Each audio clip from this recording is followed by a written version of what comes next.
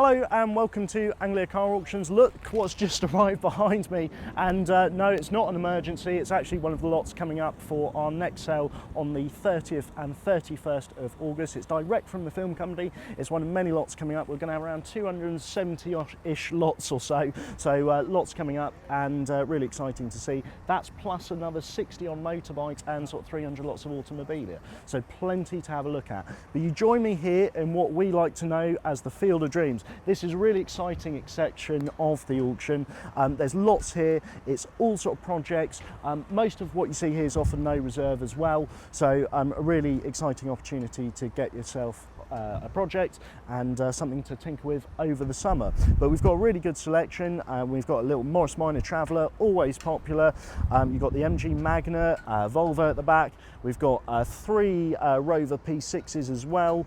You've got a ALFA 145, this one the Cloverleaf edition, so actually quite a rarity. And again, we've had some good results with the Cloverleafs.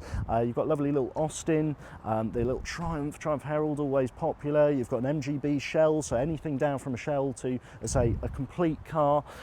We've also got the VOXHALL, which I think will clean up really nicely. Bit of wirewall on that chrome work on the front, but the paint actually is really quite nice on this. I think that'd be a good one to spend a few weekends on and see what you could do with that.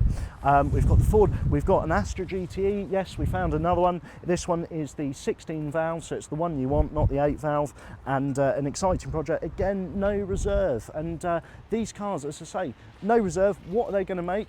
Have a look on the catalogue. We've got more arriving each day as well, so join us then at Anglia Car Auctions on the 30th and 31st of August.